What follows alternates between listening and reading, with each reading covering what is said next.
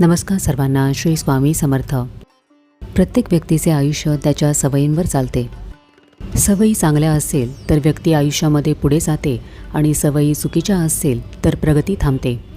समस्या अशी असते की बहुतेक लोक वाईट सवयी जाणून असतात पण त्यातून बाहेर पडता येत नाही. जसे की अतिविचार, कामाची टाळाटाळ, राग किंवा चिडचिड करणे, आळस, चुकीच्या लोकांमध्ये राहणे, सतत तक्रारी करणे, नकारात्मक बोलणे. अशा सवयी व्यक्तीची प्रगती अनेक वर्षे थांबवतात. स्वामींची कृपा आपल्या सवयींच्या बदलातून सुरू होते. स्वामी आधी आपल्याला योग्य दिशा देतात, आपले मन शुद्ध करतात, काही प्रसंग घडवतात, काही लोकांना दूर करतात आणि त्यातूनच आपल्या जुन्या सवयी सुटतात. आजच्या व्हिडिओमध्ये समजून घेऊया की कुठल्या सवयी आपली प्रगती अडवतात आणि स्वामी या सवयी कशा सोडवतात. सगळ्यात पहिली सवय जी आपली प्रगती अडवते ती आहे अतिविचार करणे. अतिविचार केल्यामुळे आपले निर्णय उशिरा होतात, भीती वाढते, आत्मविश्वास कमी होतो आणि संधी हातून निघून जातात. जेव्हा एखाद्या व्यक्तीला भविष्यावर जास्त नियंत्रण ठेवण्याची इच्छा असते तेव्हा ही सवय सुटत नाही. पण ही सवय स्वामी कशी सोडवतात? स्वामी अतिविचार थेट थांबवत नाहीत, पण मनाला शांत करण्यासाठी परिस्थिती बदलतात. कधी एखादा प्रसंग असा घडवतात की जिथे आपल्याला वेगाने निर्णय घ्यावा लागतो, याने विचारांवरचा ताबा वाढतो. स्वामी आपल्या मनामध्ये शांततेची ऊर्जा देतात, ज्यामुळे विचारांची गर्दी कमी होते. काही वेळेला आपल्याला चुकीच्या लोकांपासून दूर करतात, कारण तेच आपले अतिविचार वाढवत असतात. कधी अचानक स्पष्टता, समज किंवा हेच योग्य आहे असे जाणवते, हाही स्वामींचा संकेतच असतो. हळूहळू मन स्थिर होते आणि अतिविचार आपोआप सुटायला लागतात. दुसरी सवय आहे टाळाटाळ करणे, आपल्या जबाबदारींपासून दूर पळणे. सतत एखाद्या कामामध्ये टाळाटाळ केल्याने महत्त्वाचे काम पुढे ढकलले जाते, संधी हुकतात आणि आयुष्य ठप्प होते. ही सवय लवकर सुटत नाही, कारण व्यक्ती तात्काळ आनंद शोधते, त्यामध्ये अडकते आणि दीर्घकालीन यश विसरते. स्वामी आपली ही सवय कशी सोडवतात? काम न केल्याचा तोटा आपल्याला स्पष्ट दिसू लागतो. कधी एखादी संधी हुकते, कधी छोटासा धक्का बसतो. यातून आता करायलाच पाहिजे असा आतला बदल येतो. स्वामी आपल्या मनामध्ये अचानक प्रेरणा निर्माण करतात, ज्यामुळे आळस आणि ढिलाई कमी होते. योग्य लोक भेटवून ते आपल्याला मार्गदर्शन देतात, ताण असलेल्या प्रसंगामध्ये शांतता देतात, जेणेकरून आपण काम हाताळू शकतो. हळूहळू मनाला जबाबदारीची जाणीव होते आणि टाळाटाळ आपोआप सुटू लागते. सतत राग करणे किंवा चिडचिड करण्याची सवय. रागामुळे नाती तुटतात, काम बिघडते, आरोग्यही बिघडते आणि मन नेहमी थकलेले वाटते. जेव्हा एखादा व्यक्ती अहंकार आणि स्वतःचा बरोबरपणा सिद्ध करण्याची गरज सोडत नाही, तोपर्यंत ही सवयही सुटत नाही. या सवयीमधून स्वामी आपल्याला कसे सोडवतात? स्वामी रागाचे परिणाम आपल्यासमोर स्पष्ट करतात, म्हणजे आपण स्वतः बदलायला तयार होतो. कधी एखादे नाते रागामुळे तुटते, कधी स्वतःचेच काम बिघडते. यातून मनाला शिकवण मिळते. स्वामी आपल्या मनाला शांततेची ऊर्जा देतात, यामुळे प्रतिक्रिया मंदावतात. ते आपल्याला अशा लोकांपासून दूर करतात जे सतत आपली चिडचिड वाढवतात. कधी अचानक आपला संयम वाढतो, कधी मनामध्ये रागवायचे नाही असा आवाज येतो. हे स्वामींचे संकेत असतात. हळूहळू मन स्थिर होते आणि राग आपोआप कमी होतो. आणखीन एक महत्त्वाची वाईट सवय जी आपली प्रगती थांबवते ते म्हणजे चुकीच्या लोकांमध्ये राहणे. चुकीचे सहकारी, चुकीचे वातावरण आपला आत्मविश्वास संपवतात. चुकीचे लोक आपली दिशा बदलतात, आवश्यक काम, आवश्यक संधी यांपासून दूर नेतात. नकारात्मक लोकांच्या दबावामुळे आपली ऊर्जा दबली जाते आणि आपण स्वतःची शक्ती वापरू शकत नाही. चुकीच्या लोकांमुळे आपल्यामध्ये भीती आणि गोंधळ वाढतो आणि आपण जीवनामध्ये धाडसी निर्णय घेऊ शकत नाही.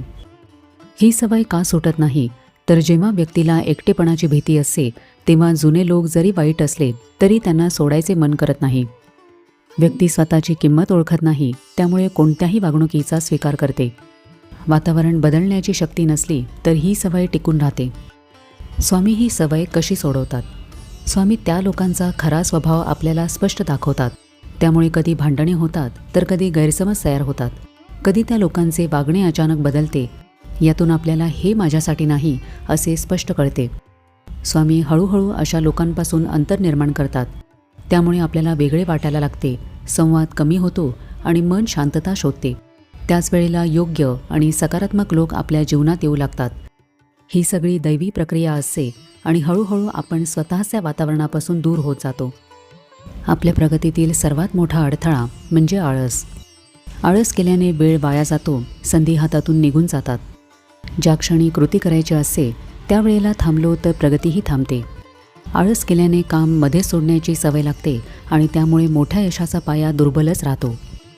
सतत आळस केल्याने उद्यापासून करू ही प्रक्रिया सुरूच राहते आणि त्यामुळेच आयुष्य वर्षानुवर्षे एकाच ठिकाणी अडकून राहते. ही सवय का सुटत नाही? कारण व्यक्तीला आपली सोय सोडायची नसते.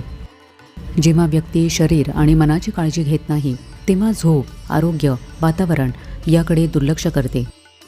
माझ्याकडून होणार नाही ही भावना आळस आणखीन वाढवते. स्वामी आपल्याला आळसामधून कसे सोडवतात?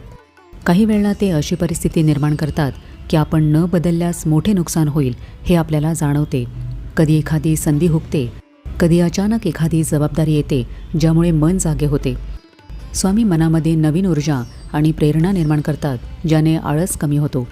काही वेळेला योग्य आणि मेहनती लोक भेटतात जे आपल्यासाठी उत्तम उदाहरण बनतात. स्वामी आपले मानसिक बळ वाढवतात ज्यामुळे करायला नको ही भावना करायलाच पाहिजे यामध्ये बदलते. हळूहळू मन मजबूत होते आणि आळस नैसर्गिकपणे सुटायला लागतो. तक्रार आणि नकारात्मक बोलणे आपली प्रगती कशी थांबवते? सतत तक्रार केल्यामुळे मन संधी पाहत नाही, फक्त समस्या पाहते.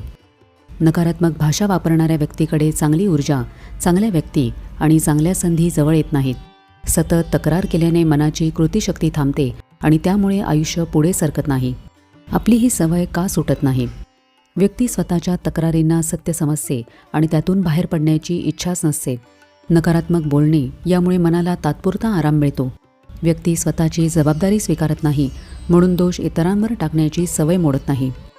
आसपास जर नकारात्मक वातावरण असेल तर ही सवय आणखीन टिकून राहते. पण स्वामी ही सवय कशी सोडवतात? स्वामी असे प्रसंग देतात जिथे नकारात्मक बोलल्यामुळे झालेले नुकसान आपल्याला स्पष्ट दिसते. यामुळे मन बदलायला लागते. स्वामी योग्य लोक भेटवतात जे सकारात्मक ऊर्जा आणि शांत विचार आपल्यामध्ये आणतात. स्वामी आपल्या मनामध्ये शांतता देतात जेणेकरून तक्रारी कमी होतात आणि निरीक्षण वाढते. काही वेळेला छोटी कृपा, छोटी प्रगती दाखवून ते आपल्याला कृतज्ञ राहायला शिकवतात.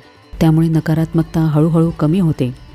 तर आजच्या व्हिडिओमध्ये आपण काही वाईट सवयी पाहिल्या ज्या आपली प्रगती थांबवतात आणि स्वामी आपल्या या सवयी कशा सोडवतात हेही आपण समजून घेतले. वाईट सवयी आपली प्रगती थांबवतात हे खरे आहे, पण त्या सवयी तुटण्यासाठी स्वामींची कृपा, आपली इच्छा आणि योग्य परिस्थिती या तिघांचाही संयोग आवश्यक आहे. स्वामी कधीही आपल्याला शिक्षा देत नाहीत, तर आपल्याला नवीन उंचीसाठी तयार करत असतात. वाईट सवयी सोडण्यासाठी स्वामी सतत संकेत देतात. कधी थांबवतात, कधी आपल्याला पुढे ढकलतात, कधी दुखावतात तर कधी शांत करतात. या संपूर्ण प्रक्रियेचा एकच उद्देश असतो की आपण आपल्या सर्वोत्तम रूपामध्ये यावे. स्वामी या वाईट सवयी सोडवतात आणि आपले जीवन योग्य मार्गाकडे नेतात. जर तुम्हाला हे संकेत, हे अनुभव किंवा हे बदल तुमच्या आयुष्यामध्ये दिसत असेल तर त्याकडे दुर्लक्ष करू नका. हे स्वामी तुमच्यावर काम करत असल्याचे चिन्ह आहे. या प्रवासामध्ये शांत राहा, स्वतःवर विश्वास ठेवा आणि स्वामींच्या दिशेकडे एक पाऊल टाका. नेहमी लक्षात ठेवा की आपल्या मनातील बदलच आपल्या पुढच्या प्रगतीचा दरवाजा आहे. तर कसा वाटला आजचा व्हिडिओ हे मला कमेंट करून नक्की सांगा. आपण भेटूया आता पुढच्या व्हिडिओमध्ये. तोपर्यंत सगळ्यांना श्री स्वामी समर्थ.